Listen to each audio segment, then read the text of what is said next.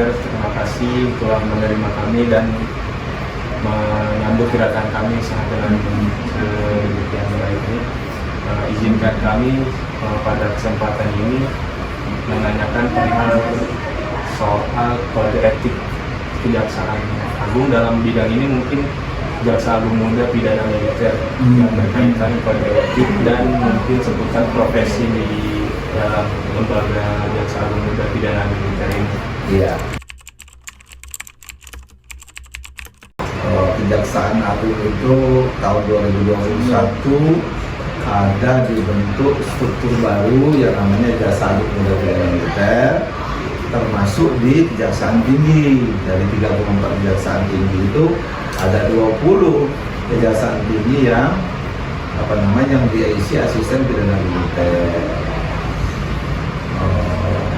Tahun 2021 itu belum diisi pejabat dari TNI, tapi sudah diisi pejabat TNI yang hanya Jaksa Agung Muda Pidana Militer sama Direktur Penindakan. Itu diisi dari militer. Jadi Jaksa Agung Muda Pidana Militernya dari TNI aktif. Kemudian di antara 3 direktur yang di Jampit Mil itu ada 1 direktur yang dari TNI aktif, Direktur Penindakan. Itu kayak kita kesepakatan tidak tertulis dengan kejaksaan bahwa dari 3 direktur itu 2-nya dari Kejaksaan Agung, 1-nya dari TNI, dan selalu di Direktorat Penindakan. Untuk penuntutan sama OHC itu diisi oleh pejabat dari Kejaksaan Agung. Terus saya sendiri masuk ke jajaran Kejaksaan Agung ini tahun 2022. Nah, itu mulai diisi di Kejaksaan Tinggi.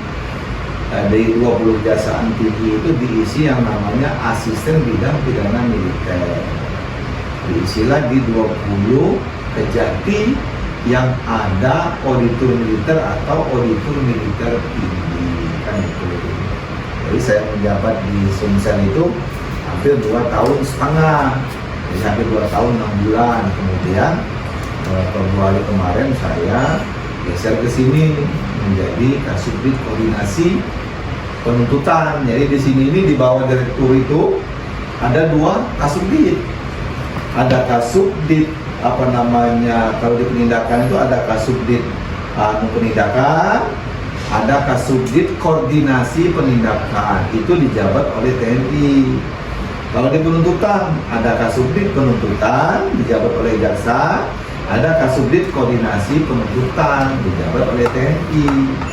Begitu juga di OHEXI, ada Kasubdit OHEXI, ada Kasubdit Koordinasi OHEXI dijabat oleh TNI. Jadi di sini 6 kasubdit itu 3-nya dari TNI, termasuk saya. Jadi kita kan mendasari pada Perja 2 tahun 2021 tentang penugasan TNI di kejaksaan. Itu ada bermacam golongan, ya, mulai dari tingkat eselon 4 sampai ke eselon 2, kan itu ya. Kalau di eselon bawah juga ada.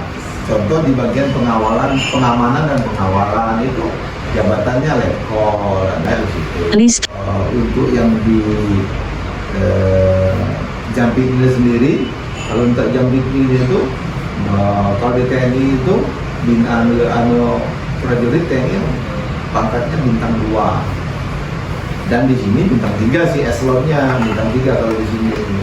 Kemudian kalau kasubdit itu pangkatnya kolonel atau kasubdit yang akan menduduki jabatan kolonel. Jadi kalau dia duduk di sini dia bisa naik pangkat ke kolonel. Begitu juga di asisten di di Kejaksaan Tinggi, pangkatnya kolonel atau akan menduduki jabatan kolonel. Kalau disetarakan di dengan kejaksaan itu dia masuk ke eselon 3B ya, eselon 3B, eselonnya itu ya. Tapi kalau di kalau di tentara itu kolonel itu, kalau kolonel itu di kita itu golongan 4. ya Pamen golongan 4 dan perwira menengah golongan 4 itu kolonel. Gitu.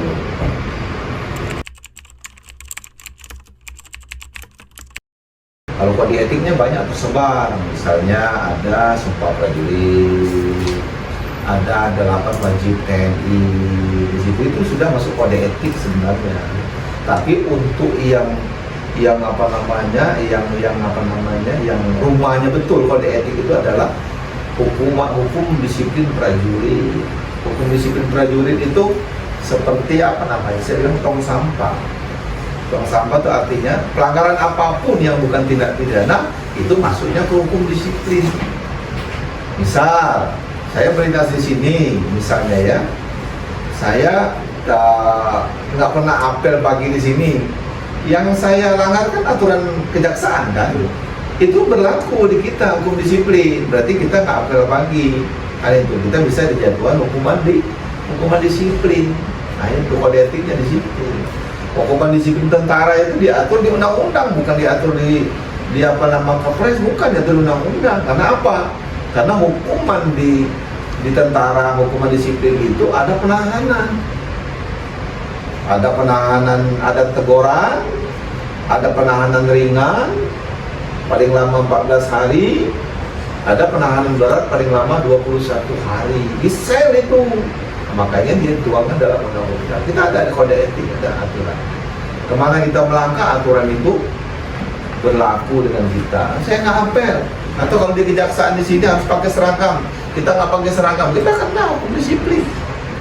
Itu. Jadi di mana bumi dipijak, di situ langit dijunjung. Tapi tetap kita berpayung kepada hukum disiplin militer, kan itu. Tapi apa yang dilanggar? Aturan kejaksaan tentang nggak apel pagi, aturan kejaksaan tentang itu. Nah, itu kesalahannya, tapi penghukumannya lewat hukuman disiplin. Saya rasa kode etik itu ya. Kode tentara sebenarnya betul-betul seperti malaikat. Ya, coba cari sumpah prajurit apa, 8 wajib TNI apa-apa, tidak menyakiti harta rakyat, tidak sekali-sekali apa namanya menjunjung tinggi kehormatan wanita. Kalau bikin pelecehan sama perempuan, karena dia hukuman disiplin. Nah itu loh. Atau ada perkara lain, misalnya kerja sama ini sama tersangka segala macam yang bukan tindak pidana, nggak boleh juga kan itu. Atau misalnya perja, nggak boleh kamu berhubungan dengan tersangka, itu bisa pelanggaran disiplin juga, supaya itu bukan tindak pidana. Jadi di tentara itu ada aturan hukuman disiplin, yaitu yang mengatur pelanggaran prajurit yang bukan tindak pidana. Yang bukan tindak pidana masuk ke sana semua. Kalau tindak pidana jelas kan itu. Menurut saya itu sudah termasuk kode etik. Tapi secara spesifik kode etik seperti jaksa itu kan beda lagi. Seperti hakim itu ada kode etik. Pelanggaran di kode etik itu adalah sanksi administrasi yang dikatakan oleh Pak Arinto.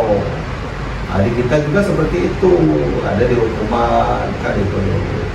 Tapi kami tidak berlaku hukuman penurunan pangkat, nggak berlaku ke kita.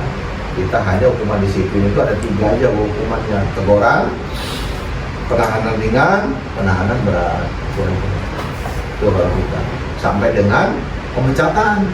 Nah di kita ada hukuman misalnya pemecatan, artinya bisa dipecat tanpa putusan pengadilan, melalui jalur disiplin, melalui kode etik, kita bisa diberhentikan dengan tidak hormat. Gitu ya. Nah, gimana? Lagi? Tentunya tata cara pemeriksaan kita bisa seperti itu. Di kode etik ini ketika jaksa melakukan perbuatan pelanggaran kode etik, dilakukan pemeriksaan. Di sini yang pertama memeriksa adalah jaksa agung muda pengawasan. Ya, ada jaksa agung muda pengawasan. Kalau di militer propam itulah ya. Iya, propam ya. Kalau di kepolisian propam, kalau di militer pengamanan itu. Nah, disiplinnya. Ya. Ya. Proses pemeriksaan tentunya akan dilakukan oleh jaksa agung muda pengawasan melalui bidangnya tersendiri. Jaksa itu diperiksa, disitulah nanti jaksa apakah terbukti bersalah atau tidak. Ketika terbukti bersalah, dijatuhi hukuman secara langsung oleh jaksa agung muda pengawasan dengan menerbitkan surat keputusan hukuman disiplin. Dan apakah dia dipecat atau hukuman berat lainnya, pelepasan jabatan, pelepasan kewenangannya, atau tadi dipecat tadi. Disitulah prosesnya setelah melakukan tindak pidana, tapi ya untuk dibuktikan kesalahannya dulu kan gitu. Itu maksudnya kan? Iya. Setelah melakukan tindak pidana dulu, baru diproses. Berarti pemberhentiannya itu setelah keluar putusan mungkin, Iya. bukan ketika pemeriksaan berlangsung. Ya harus diperiksa dulu. Diperiksa Ya kan? baru setelah itu. Diperiksa terbukti tidak Ya, atau kesalahannya gitu. Diperiksa dulu, terbukti apakah ini dibawa ke ranah pidana atau cukup dengan hukuman dari intern. Begitu. Hukuman intern itu juga berat, tidak tidak semata-mata tebang pilih, saya tidak, tapi tegas, ya, seperti tadi. Nah, ketika di ranah kepidana tentunya berdampak pada hukuman badan, kan gitu. Misalkan oknum melakukan perbuatan tercela tadi, kemudian kita diperiksa dan perlu dibawa ranah pidana, yaitu tentunya berkaitan dengan berdampak pada statement hukuman badannya oknum tersebut, seperti itu. Itu ya kata saya. Nah, yang lain juga tanya, jangan ngatak aja. Haikal tanya, Haikal. Haikal tanya, siapa? Nadia ya? Inaya. Satunya siapa? Listi, Pak. Listi. Tanya, jangan dia satu orang. Listi, Tanya apa-apa. jangan jadi kameramen. Ya, Inaya apa? Tanya apa? Nofisal terus. Nah, Haikal ini tanya bagus pertanyaan misal. Atau Haikal dulu, tanya dulu Haikal, tanya. Nggak apa-apa, nggak usah takut. Nggak apa-apa. Soalnya nanti kamu duduk di sini juga kan, ya nggak? Katanya mau menggali informasi, kalau mau menggali informasi tanya aja apa yang kamu perlu informasi yang belum kamu ketahui, kan itu.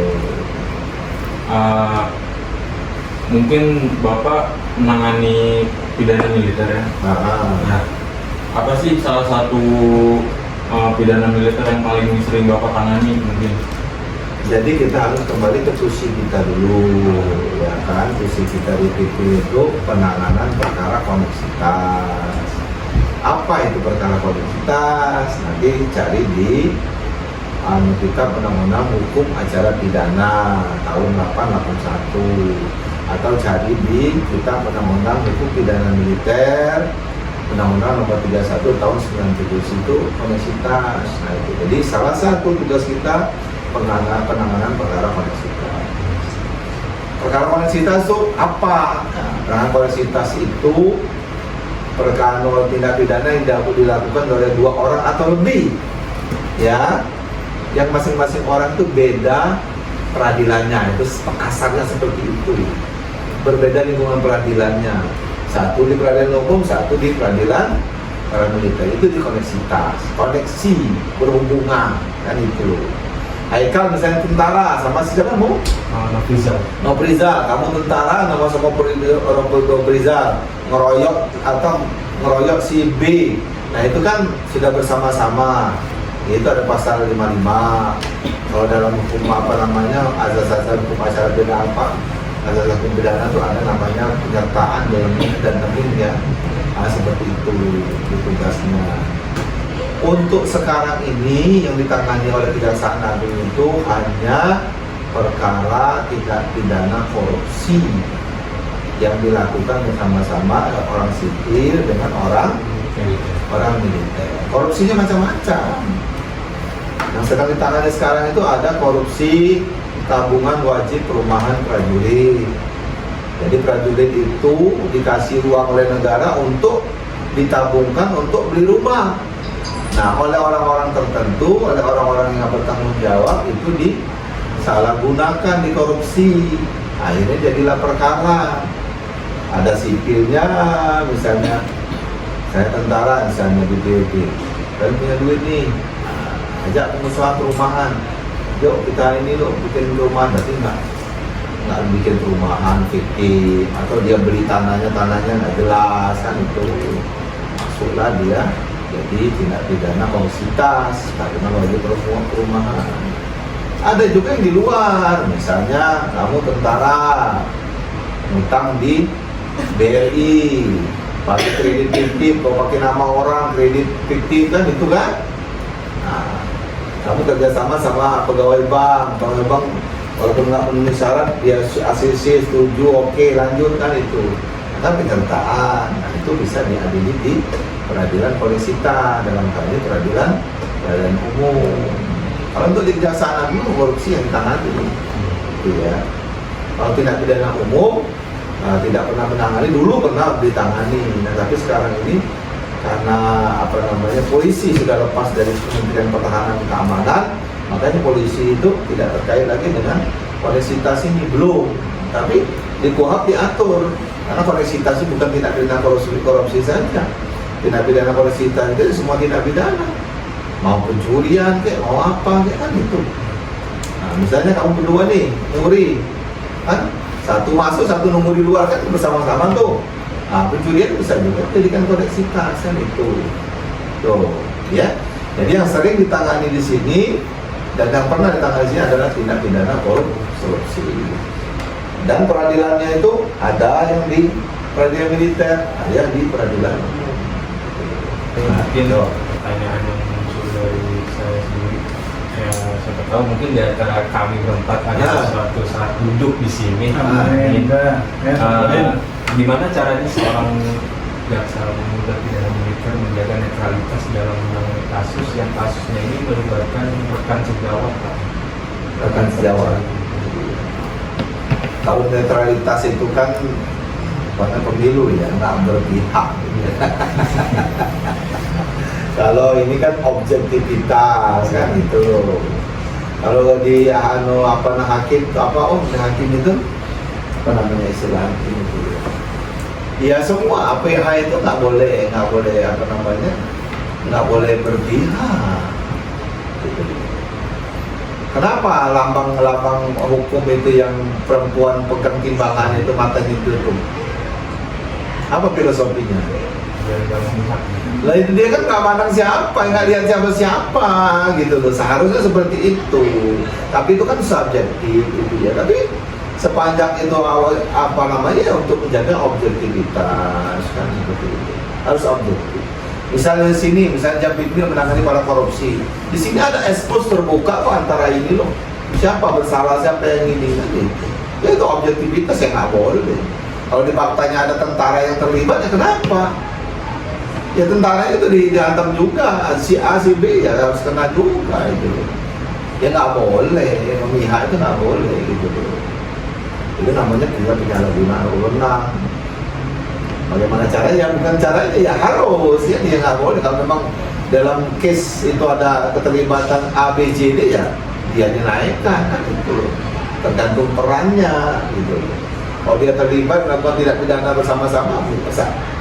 Kamu aja misalnya, kamu sersan, kamu sipil, ada perwiranya yang ikut, sersan aja yang dihukum, perwiranya nggak boleh seperti itu. Nah, itu. Dan harus sudah tuntutan itu. Kalau integritas itu tentu makanya di kejaksaan itu namanya ada integritas kan itu. Ya. Di situ ada di kejaksaan itu yang namanya Satya Adi Wicaksana ya. Yeah. Baca, cari di situ apa itulah Satya Adi Wicaksana. Itu disitulah semua sama aja. Di mana-mana kita dituntut untuk berlaku adil. Namanya manusia, subjektivitas pasti ada. Kontrolnya apa di sini? Ada pengawasan. Makanya tugas pengawasan itu ada eksaminasi, dia cek gimana sih penanganan kamu ini sudah sesuai SOP belum penetapan tersangkanya, sudah sesuai SOP belum naik ke penyidikan, kan begitu. Itulah bentuk pengawasannya. Jadi harapan itu jangan main kok kali kok gitu ya. Ya, bukan menjaga tapi keharusan gitu ya. Oke, yang terkait etika lebih ke parlemen itu. Kan Kenapa? Tarik nafas dulu. Kamu gugup. Kan kalau ada yang melanggar kode etik itu yang laporin bisa dari masyarakat atau selain masyarakat. Nah, kalau ternyata nggak terbukti melanggar kode etik, itu yang melaporin ada hukumannya nggak Pak? Sepanjang ini saya belum melihat ya bahwa pelapor mendapat sanksi akibat dari perbuatannya yang melaporkan seorang oknum, begitu ya. Tapi yang jelas ketika masyarakat melihat jaksa melakukan perbuatan yang mengakibatkan pelanggaran kode etik, itu wajib melapor kepada satuannya. Terlepas nanti proses hukuman yang akan ditimpa oleh oknum tersebut nanti akan ditentukan oleh jaksa agung mutu pengawasan melalui mekanisme pemeriksaan yang ada. Ya, tidak usah khawatir, adik-adik ketika melihat ada oknum dari kejaksaan yang melakukan perbuatan tercela di luar yang mengakibatkan pelanggaran kode etik, laporkan. Ya, tadi saya ingatkan tidak ada, belum pernah melihat ada bahwa pelapor mendapatkan sanksi hukuman terhadap laporan tersebut. Tapi ya jangan dibuat-buat laporannya ya, gitu ya. Oke, gitu ya. Listi. Izin bertanya kan, kalau misalkan jaksa kan ada yang TNI, ada yang bukan TNI ya Pak. Nah, dan yang kita tahu kalau misalkan jaksa itu ikutnya sistem apa? Sistem hukum apa ya namanya? Peradilan umum. Iya, apa namanya? Kalau misalnya jaksa melanggar kode etik itu kan, kalau yang TNI dia di prosesnya di pengadilan hukum. Kalau yang bukan TNI di pengadilan umum ya Pak. Itu tuh apa namanya, apakah walaupun beda di prosesnya, apakah hukumannya tetap beda atau sama? Oh ya, yang TNI sama yang bukan TNI Pak? Kalau kode etik itu kan dia nggak berkaitan dengan pidana. Kalau kode etik itu kan berkaitan dengan disiplin, berkaitan dengan administrasi, bukan pidana dia. Itu kode etik itu. Kalau kode etik berarti administrasi, misalnya teguran, jaksa, penurunan pangkat, kan gitu. Tentara seperti itu. Kalau dia melanggar disiplin dia bisa ditahan, tapi bukan pidana, bukan. Bisa ditahan 14 hari, penahanan ringan, penahanan berat bisa 21 hari, bisa teguran, kan itu. Kecuali dia melakukan tindak pidana, misalnya penyalahgunaan wewenang, misalnya Pak Armanto terima suap dari tersangka, gitu ya. Udah, itu pidana, itu suap itu pidana. Saya juga terima suap, pidana juga, kan gitu loh. Pidana juga saya. Nah, kalau suap menyuap yang dituntut kan apa namanya, yang menyuap dan yang disuap kan, berarti koneksitas kan, bisa aja diadili perkara koneksitas gitu loh ya. Kalau ada pelanggaran yang bukan tindak pidana, nah kode etik segala macam itu ya urusannya hukuman disiplin, kode etik. Kalau pelanggaran pidana ya pidana kan itu. Kalau misalnya Pak Arinto misalnya terima suap, dia tuduh pada apa namanya, tindak pidana korupsi. Saya terima suap, tuduh pada tindak pidana korupsi, kan itu. Tergantung diadili di mana. Kalau koneksitas bisa diadili di badan umum, bisa di militer. Nah itu. Nah, tapi kalau penyalahgunaannya saya sendiri, melanggar hukum, saya diadili pada yang militer waktu saya duduk di sini. Ya, gitu ya. Dan kalau misalnya jaksanya itu melakukan tindak pidana kayak korupsi itu, jaksanya itu diperiksanya oleh siapa Pak? Ya siapa penyidik? Kalau tindak pidana korupsi di kejaksaan, bisa aja kejaksaan sendiri yang penyidik. Tindak pidana khusus di sebelah gedung bunda. Misalnya Pak Arinto ketangkap menerima suap, ya mereka yang sidik. Ya, mereka itu yang dipakai pengadilan, karena untuk tindak pidana korupsi dan tindak pidana kehutanan, dia, nah itu jaksa bisa jadi penyidik. Nah, itu ya. Jadi dia bisa menyidik sendiri, tidak pernah nggak dengar di di koran itu, di media medsos itu ada jaksa yang menilang barang bukti Pak ya. Barang bukti di Kejaksaan Tinggi DKI Jakarta. Benar baca? Itu. Siapa penyidiknya? Ya jaksa sendiri. Sekarang sedang diproses gitu ya. Itu Om ya, itu Mbak ya. Gitu. Pokoknya kalau dia kode etik, udah kode etik larinya ke hukuman disiplin, ke hukuman kode etik. Kalau administrasi, kalau pidana ya pidana. Gitu, ya. Lagi, ya. Jadi ketika tadi saya sampaikan jaksa melakukan oknum jaksa melakukan perbuatan tercela, artinya tadi saya sampaikan Pak Supit menerima suap atau menerima sesuatu yang bukan yang diatur dalam undang-undang, sebelum ditindaklanjut ke ranah pidana, tentunya melalui kode etik dulu diutamakan. Kode etik dulu dikeluarkan, ya, periksa kode etik. Setelah itu kemudian diserahkan kepada tindak pidana khusus ketika perkara itu masuk dalam ranah tindak pidana korupsi.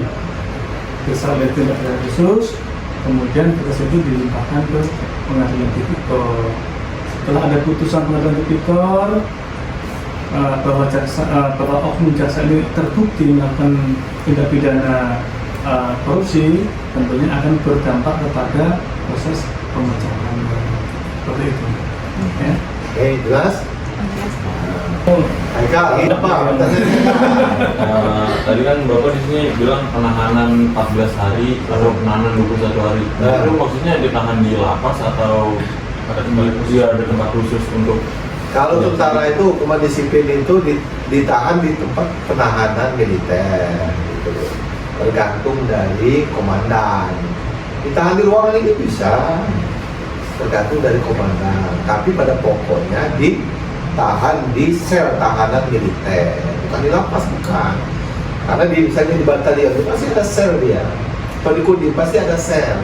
Itu untuk penahanan disiplin. Nah, kalau penahanan pidana itu dia di Denpom atau di pom polisi militer. Nah, itu. Kalau sudah inkrah, baru dia ke pemasyarakatan militer di Cimahi. Gitu. Kalau penahanan ringan, penahanan berat itu namanya penahanan satuan. Gitu. Kenapa dibilang penahanan ringan? Dia malamnya ditahan, siang bisa bekerja dia seperti biasa. Itu penahanan ringan. Kalau penahanan berat, dia di dalam itu nggak boleh dia kerja di luar. Nah itu.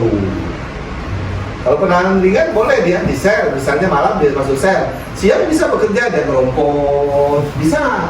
Nah itu makanya apa ada beda? Kenapa sih ada penahanan ringan penahanan berat? Nah, itu bedanya. Kalau penahanan berat nggak bisa, penahanan berat nggak boleh keluar. Nah itu dikunjungi bahkan nggak bisa. Nah itu. Tapi kalau penahanan ringan bisa dia. Malam kalau masuk sel lagi dia siang kerja, dia kena merompot apa gitu. Itu di tentara seperti itu. Ya. Bagaimana Lagi. menjadi seorang jaksa dan langkah-langkahnya juga, atau ada termasuk ada pendidikan khusus? Nah ini Bapak itu yang menjelaskan. Kalau saya bisa menjelaskan tapi kurang pas kalau saya menjelaskan gitu. Nah, mungkin nanti Bapak pesan-pesan aja lah bahwa untuk kami dan teman-teman kami Gitu. ke depan. Ya, jadi untuk menjadi seorang jaksa kita harus mengikuti seleksi rekrutmen penerimaan pegawai. Di situ nanti akan dibuka rekrutmen penerimaan pegawai dengan formasi-formasi yang sudah ada. Ada calon jaksa, ada calon tenaga administrasi, ada calon pengawal tahanan, macam-macam nanti tentunya. Nah, itulah nanti khusus untuk jaksa. Dulu ya, hanya rebutin ya. Untuk calon jaksa sebenarnya Iya, bos ya. Untuk calon jaksa sendiri tentunya mempunyai syarat-syarat ketentuan, yaitu sarjana hukum, ya, sarjana hukum yang bersumber dari hukum pidana, hukum perdata, dan segala macam, ya, yang berkaitan dengan hukum yang ditampilkan di formasi yang ada. Silakan mendaftar calon jaksa itu. Nah, setelah seleksi kemudian diterima menjadi CPNS dulu, calon pegawai negeri sipil, ya, calon pegawai negeri sipil selama 1 tahun, kemudian diangkatlah seorang PNS pegawai negeri sipil atau ASN sekarang namanya, ASN, aparatur sipil negara. Nah, setelah menjadi ASN 100% dengan gaji yang 100%, kemudian diundang oleh Pusat Pendidikan Latihan, sebenarnya Pusdiklat, diundang untuk mengikuti pendidikan jaksa, karena sesuai dengan formasi yang ada diikuti sebagai calon jaksa itu udah otomatis. Setelah CPNS, PNS, kemudian diundang untuk pendidikan jaksa di pusat pendidikan latihan jaksa ada di Pasar Minggu di Ragunan sana, dekat Ragunan, bukan di Ragunan ya, di dekat Ragunan itu ya. Nanti kamu salah paham nanti ya, di Ragunan nanti ketemu sama nenek moyang nanti kan gitu ya. Di dekat Ragunan itu ada pusat pendidikan dan latihan tempat kami mendidik dijadikan jaksa yang berintegritas istilah ya. Setelah jadi jaksa, kemudian dia akan disumpah, kemudian ditugaskan ke seluruh Indonesia. Salah satu sumpah jabatannya siap ditempatkan di mana di Indonesia, di seluruh Indonesia ya. Itu rekrutmen seperti itu. Makanya adik, saya berharap nanti setelah lulus kuliah bisa berkompetisi untuk bisa ikut seleksi di Kejaksaan Agung ya. Nah, itu jadi pesan saya, apapun kesempatannya isi dengan hal yang terbaik. Kalau sekarang kau lagi kuliah, jadilah kuliah itu yang bagus, kuliah serius kuliah gitu ya, maksimalkan. Karena kuliah itu biasanya kadang-kadang nilai ikut jadi persyaratan kan. Akreditasi perguruan itu ikut menentukan. Kalau akreditasinya B, harus IPK-nya minimal sekian. Makanya kamu harus maksimalkan gitu. Kesempatan apa harus maksimalkan. Gitu. Ibarat bumbu itu, kalau bumbu yang sudah terbaik, kau mau bikin apa, bisa kan gitu, ya kan? Kamu ini kan lagi buat bumbu nih, mau bikin apa nanti kan itu, tapi bumbu yang lengkap nih, bikin ini cabai, cebeng, bawang gini ya, dibutuh. Wah, dah kau bikin nasi goreng, kita bolang nasi goreng yang paling enak, itu jangan apa, gitu. Jangan kuliah sekedar kuliah. Saya nggak sekolah di negeri, nggak saya nggak pernah tes di negeri saya. Kenapa? Karena 2 kali saya masuk akabri, kalau lulus. Akhirnya saya kuliah di swasta. Saya kuliah betul, saya dapat beasiswa. Saya orang selesai 5 tahun, saya 4 tahun dulu udah selesai, saya udah itu. Ya, jadi gunakan kesempatan. Kalau kamu mau kuliah betul. Main boleh, tapi kuliah betul. Kuliah biasa main itu, kalau kita butuh buku jangan juga sih nanti kupon. Pacaran ya kuliah. Tapi maksimalkan kesempatan. Nah, terus kalau udah tamat mau masuk mau masuk kejaksaan ya misalnya, ya harus tahu kejaksaan itu sasarannya apa. Kalau mau jadi apa di situ, mau jadi jaksa ya persiapkan. Tata caranya kau pelajari. Misalnya orang mau masuk jadi PNS harus tes CAT apa itu, harus tes TKD, tes kemampuan dasar, kursus bimbel.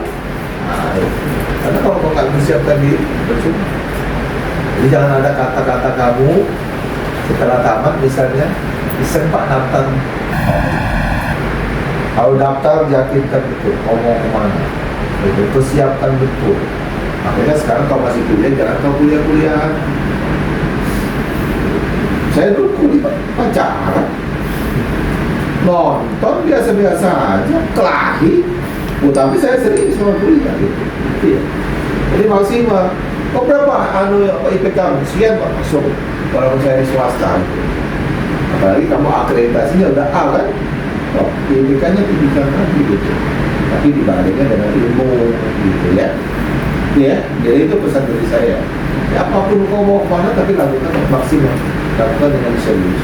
Ya, kan asal kuliah, jadi bapak udah sulit, kamu dikasih kesempatan, isi kesempatan itu dengan baik. Mungkin itu ya, kalau misalnya kurang lebih ada hal-hal yang belum jelas, boleh disarankan misalnya kalau minta nomor HP nanti Bapak Arinto bisa di WA, bisa apa. Jadi ada hal-hal tadi yang tertentu. Tapi yang jelas kamu sudah tahu di sini ada Jampikmil. Jadi kalau ditanya orang kenapa ya Kejaksaan Agung itu dia ada kawal pikmil, ada kawal tentara. Di situ ada Jampikmil Pak. Ada organisasinya, ada tentara aktif di situ. Dan sekarang juga sudah keluar ada peraturan presiden tentang pengamanan kejaksaan ada diatur. Presiden mengeluarkan peraturan presiden, tentara bisa mengamankan kejaksaan, bisa mengamankan orangnya, kan gitu. Ya. Di Kolombia itu, jaksa itu dijaga siapa? Dijaga tentara. Karena kalau dibunuh oleh mafia narkoba dia. Nah, gitu. Ya. Kamu mau nanya itu tadi, lupa. Nah, itu sudah ada perpresnya. Sudah itu ada MOU TNI sama jaksa, termasuk keberadaan TNI di sini, termasuk pengamanan di sini. Ya, tapi mereka tidak mencampuri perkara, tapi hanya mengamankan objek vital, jaksanya, gitu. Tapi dia akan mencampuri perkara. Ya, oke, selesai. Saya tutup. Terima kasih. Wassalamualaikum warahmatullahi wabarakatuh.